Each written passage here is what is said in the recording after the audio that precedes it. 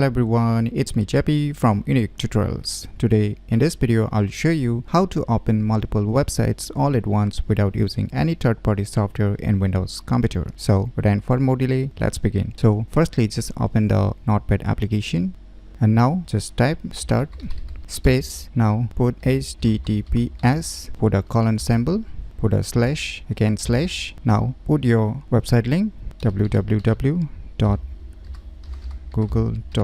just to give an example, I'm putting this website. Again, if you want to add more websites here, just hit enter and type again start space, just type again https colon slash slash www.bing.com.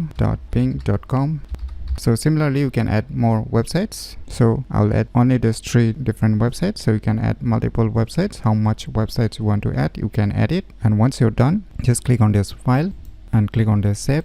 Now give any name, whatever name you want to give, and just put an extension .bat and click on save. Now you can close this Notepad program. Now you can see we have created one batch file. So now what you need to do is just double click on it. Now you can see here the 3 different websites which I have added on the batch file has opened simultaneously all at once, as you can see here. So by using these cool tricks, you can easily open multiple websites all at once without using any third-party software in Windows computer very easily. So if you never known about these cool tricks, then you should definitely give it a try. So if you find this video tutorial useful, please click on the thumbs like button, and if you're new to our channel, click on the subscribe button. And lastly, thanks for watching.